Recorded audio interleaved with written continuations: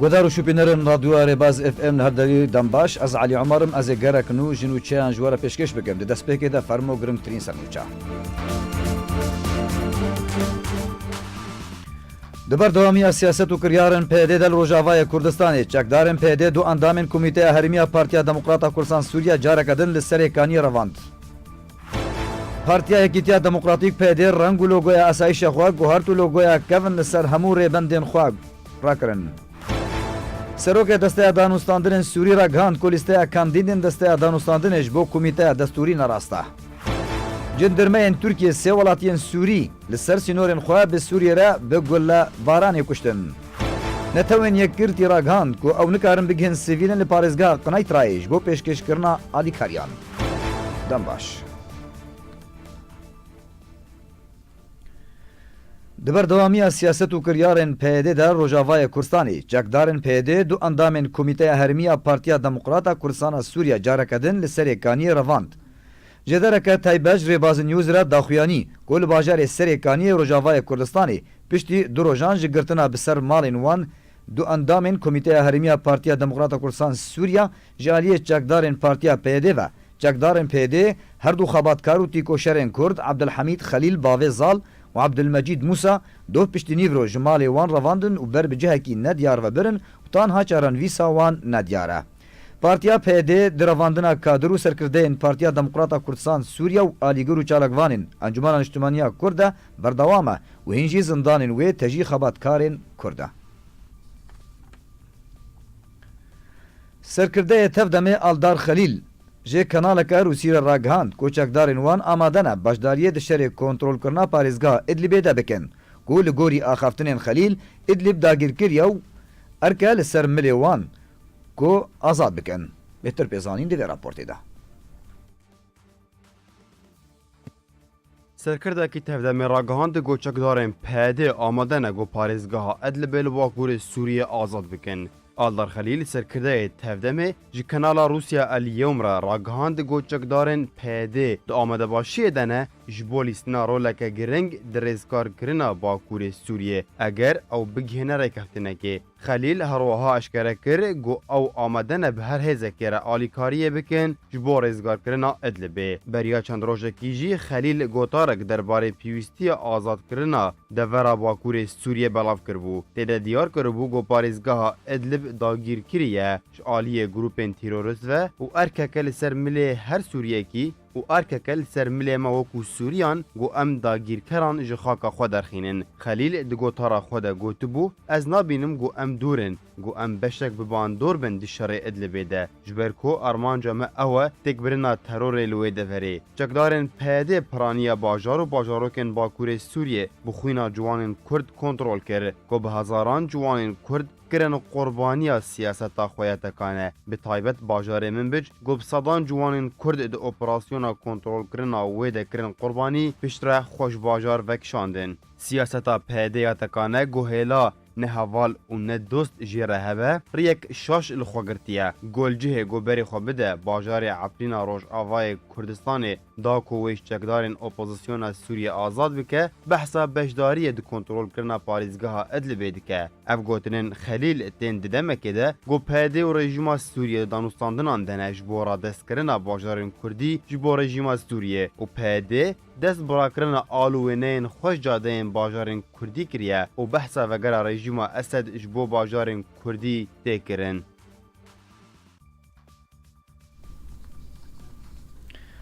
لباجاروک تلبراک جوتکارکی به ترکتور پیل سه زاروکن خوکر و یک جوان زاروکان ده انجام ده جیان خوش دسته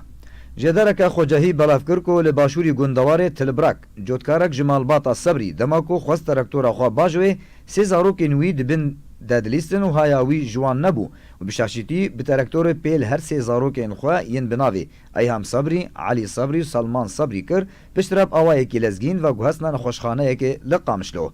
همان جداره سربار کرکود انجام وی بویره ده دو زاروک بریندار بون و یکی دن جیان خوش دستایه پارتیا یکیتیا دموکراتیک پیده رنگ و لوگویا اسایش خواه گوهرد و لوگویا کون لسر همور بندن خواه دهلینه و ایدی تو پیوا گریدای کردستان سوریه آنگو روجاوای کردستان لوگویا وی ده نامینه هرگولین بهتر دوی راپورتی ده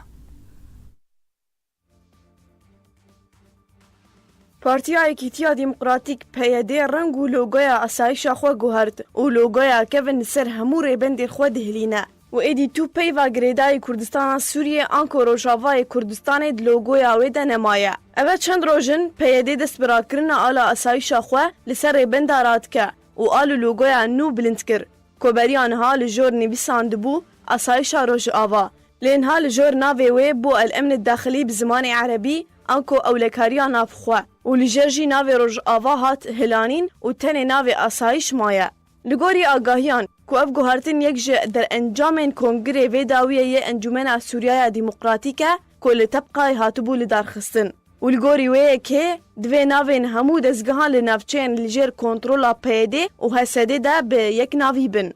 Li dawînameya kongrê vê carê yê Sûriyaya Demokratîk qet behsa rejîma Esed nehat kirin û sîstema daxwazkirî ji bo Sûriyaya pêşerojê jî koberiya niha federalî dixwest êdî nenavendiya siyasî dixwaze. Ev guhartinên ku PYD pêk tîne û al û slogan û wêneyên xwe jî ku daxistibûn hevdemê wê yekê tê ku serkirdeyên PYD dibêjin ew amade ne bêmerc biçin danûstandinan bi rejîmê re bikin û rejîm jî gefê li çekdarên Sûriyaya Demokratîk dike eger navçeyên dibin kontrola xwe de radest nekin ew ê bi çekan wan navçeyan vegerînin. Serokê Desteya Danûstandinên Sûrî ragihand ku lîsteyên kandîdên Desteya Danûstandinê ji bo Komîteya Destûrî nerasta. Nasir El-Herîrî serokê Desteya Danûstandinan li ser Twîtera xwe belav kiriye ku ew lîsteya ku hatiye belavkirin nerasta û di demeka nîzik de wê lîsteyeke nû were belavkirin. El-Herîrî her wiha tekez kir ku çareseriya siyasî li Sûriyê bi tenê wê biriya cîbcîkirina beyannamaya Cenêv biryara Encûmena Ewlehî ya hejmara 2254 ya taybet bi Sûriyê be. Cindirmeyên Tirkiyê di armançkirina welatiyên Sûriyê de yên ku dixwazin ji şer birevin û derbasî Tirkiyê bibin berdewam e. Herî dawiyê jî cindirmeyên Tirkiyê zarokek, jinek û ciwanek ji koçberên Dêra Zorê û Şamê di dema ku dixwastin sînorê Tirkiyê ji aliyê devera Elderyaya Sinûrî li Rojavayê Idlibê ve derbas bikin gulebaran kir û di encamê de her sê welatiyan jiyana xwe ji dest dan. Armançkirina welatiyên Sûriyê yên ku dixwazin ji şer birevin û derbasî Tirkiyê bibin ji destpêka şoreşa Sûriyê ve û tanha berdewam e. Roja duşemê jî cindirmeyên Tirkiyê hejmarek welatiyên Sûrî li ser sînorên xwe gulebaran kir tu encamê de hejmarek welatiyên Sûrî yên sivîl jiyana xwe ji dest da. Rewanggeha Sûriya mafê mirovan ragihand ku cindirmeyên Tirkiyê zarokek, jinek û ciwanek ji koçberên Dêra Zorê û Şamê di dema ku dixwastin sînorê Tirkiyê ji aliyê devera Derkûş ya Sinûrî li başûrî Idlibê ve derbas bikin gulebaran kir û di encamê de her sê welatiyan di nav wan de zarokeke 10 salî jiyana xwe ji dest da. Rewanggeha Sûrî serbar kir ku bi kuştina van her sê welatiyên Sûrî hejmara qurbaniyên li ser sînorên Tirkiyê li ser destên cindirmeyan ji destpêka şoreşê û tanha gihiştiya 309 kesên sivîl di nav wan de 74 zarok û 36 jin bûne qurbanî.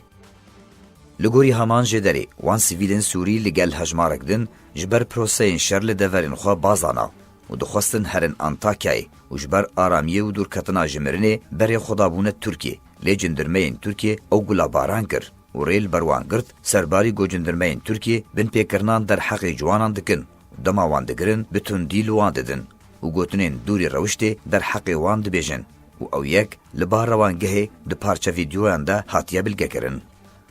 Rêxistina Human Rights Watch di sala 2017 de raportek derbarê van bin pêkirinan belav kir û got ku dema ku penaxwaz dixwazin sînorê Tirkiyê derbas bikin cindirmeyên Tirkiyê wan armanc dikin bi tundî li wan didin di encaman de hejmarek welatiyên Sûrî hatine kuştin û birîndar bûne û amaje bû yekê kir ku girtina sînor li ber Sûriyan jiyana wan xistiye di metirsiyê de.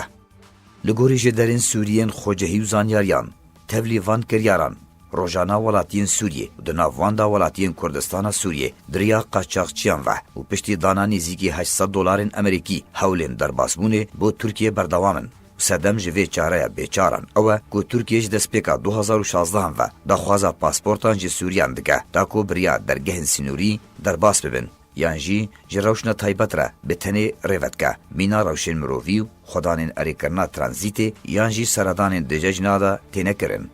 و vêyekê xelk bêçar kirine ku ji mirinê birevin û berê xwe bidin riyên qaçaxiyê da ku derbasî Tirkiye bibin lê hîn jî rastî mirinê tên. Alî Omer Rêbas. Welatê Rûsyê pêşinyarek derbarê hebûna milîsên Îranê li Sûriyê pêşkêşî İsraîlê kir. Lê İsraîlê ew yek red kir. Hûrgulîn bêhtir di vê raportê de. derbarê hebûna çekdarên Îranî li Sûriyê pêşkêşî İsraîlê kir û İsraîl ji aliyê xwe ve ew pêşinyar red kir. Li gorî ajansa Reuters yanûçeyên got Rûsya pêşinyara mana milîsên Îranî li Sûriyê pêşkêşî İsraîlê kir lê bi dûrbûna 100 kilometrî ji devera qedexekirina bikarayîna çekan li ser sînorê Colan. Ji derekî taybet li ser zarê berpirsekî İsraîlî ragihand got mijara milîsên Îranî dijivîna Serokwezîrên İsraîlê Benyamin Netanyahu û Wezîrê Derveyê Rûsya Serxî Lavrov yê gotseredana Rûsyê dike hate gengeşekirin. Li gorî zanyariyan got Netanyahu hebûna çekdarên Îranî li Sûriyê bi giştî red kir û ji Lavrov re eşkere kir got İsraîlê tu caran rê nede çekdar û milîsên Îranî got xwe li Sûriyê bi cih bikin ne bi tenê bi dirêjehiya 100 kilometrî ji sînorê İsraîlê lê li Sûriyê bi giştî. Her wiha Netanyahu tekez kiribû got wê berdewam bersiva her lev û tevgereke çekdarên Îranî û aliyên bi ser ve ji bo bicihkirina leşkerî li Sûriyê bide. Beryana hajî balyozê Rûsya li Îranê ragihandibû got Rûsya mijara vekşandina hêzin Îranî ji Sûriyê bi Îranê re gengeşe nake. Balyozê Rûsya li Îranê Lîvan Cağaryan ji ajansa Interfax re diyar kiribû got bi tenê hikûmeta Beşar el-Esed dikare bi Îranê re vê mijarê guftûgû bike û divê ew bi tenê vêyekê çareser bikin ne Rûsya. Cargaryan eşkere kiribû got peywendiyên wan bi Îranê re başin û têk neçûne. Her wiha diyar kir got Rûsya wê hewlên xwe ji bo rêgiriyê li rûdana şerekî di navbera Îran û İsraîlê de li ser xaka Sûriyê bike. İsraîl herdem hebûna çekdarên Îranî li Sûriyê red dike û daxwaza vekşandina wê ji Sûriyê dike û çendîn car navend û bargehên çekdarên Îranî li Sûriyê topbaran kiriye got bi dehan ji efser û berpirsên Heres-i Sewrî yên Îranê got li Sûriyê bi cih dibin, kuştin û birîndar kirin. Netewên yekgirtî ragihand ku ew nikarin bigihin sivîlên li parêzgeha Qnaytrayê ji bo pêşkêşkirina alîkariyan. Berdevkê fermiyê emîndarê giştiyê netewên yekgirtî Stîvan Dogrik ragihand ku netewên yekgirtî dilxeme derbarê aştiyê û aramiyê sivîlan li başûrî Rojavayê Sûriyê. Dogrik her wiha diyar kir ku raportên di navdestên wan de dibêjin ku binpêkirin derheqê sivîlan pir bûne got encaman de gelek kuştî û birîndar ketine û hêla nêzîkî 200,000 sivîlî derbiderin. Li Firokxaneya Bruksel ya navdewletî bi mebesta piştevaniya bi 100,000 ji zarokên penaberên Sûriyê pêşangeheka wêneyan ya zarokên penaberên Sûriyê ji nişteciyên Tirkiye bi navê Fêrbûn Paşaroja me ya hate vekirin. Bêtir pêzanîn di vê raportê de. Li Firokxaneya Bruksel ya navdewletî bi mebesta piştevaniya bi 100,000 ji zarokê penaberên Sûrî pêşangeheka wêneyan ya zarokên penaberên Sûriyên ji nişteciyên Tirkiye bi navê Fêrbûn Paşaroja me hate vekirin. Cêderina xwecehiyên Sûrî belav kirin ku li Firokxaneya Bruksela paytexta Belçîkayê ya navdewletî roja duşemê pêşangehek bo giringiyê bide bernameya alîkariyên aborî bi merca fêrkirinê ku Tirkiye û hejmarek rêxistinên navdewletî pêra dibin ji sih wêneyên çîrokên 6 zarokên penaberên Sûriyê yên nişteciyê Tirkiye pêk dihat ji aliyê heyva sora Tirkî ve hate vekirin. Di merasîmên vekirina pêşangehê de serokê heyva sora Tirkî Kerem Qınîq di gotarekê de daxuyanî ku zarok xelkê herî lawazin an got bêhterîn kesên ku di demên şer û pirsgirêkan de rastî zirarê tên zarokin û vekirina pêşangehê li Firokxaneya Brukselê wê cihê guhpêdanê be û alîkarî wê ji aliyê bi hezaran kes ve rojana were pêşkêşkirin. Heman jêderan serbar kir ku pêşangeh ta heftê meha bê berdewam dike û arman ji pêşangehê ew e ku alîkariya aborî bi zarokên penaberên Sûriyê yên nişteciyê Tirkiye ku hejmara wan gihiştiya 358,611 zarokî re were kirin. Bernameya alîkariyên aborî bi merca fêrbûnê li Tirkiye hejmarek sazî û rêxistinên Tirkî, Ewropî, navdewletî piştevaniya wê dikin. Wek Wezareta Navxweyî û Malbat û Siyasetên Civakî yên Tirkî, Komîsyona Ewropayê û rêxistina netewên yekgirtî ya zaroktiyê UNICEF. Li gorî ku hikûmeta Tirkiye beriya demekê ragihand bû, zêdetir ji 3,5 milyon penaberên Sûrî li Tirkiye niştecî ne دریا برنامه آلیکاریین آبوری مرجع فیربونه حکومت ترکی آلیکاریان بوزاروک سوریان دابین دکه. علی عمر ریباس گودار و شوپینرن می هجا بری امنوچین خواه بداوی بینن دوباره امی سنوچان بینه بیراوه.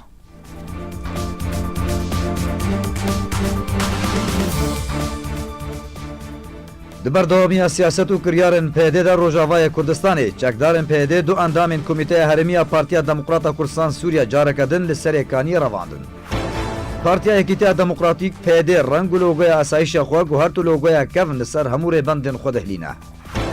Serokê Desteya Danûstandinên Sûrî ragihand ku lîsteya kandîdên Desteya Danûstandinê ji bo Komîteya Destûrî nerast e. Cindirmeyên Tirkiye sê welatiyên Sûrî li ser sînorên xwe bi Sûriyê re bi gulebaranê kuştin. Netewên Yekgirtî ragihand ku ew nikarin bigihîn sivîlên li parêzgeha Qinaytrayê ji bo pêşkêşkirina alîkariyan. Her şad û bextewar.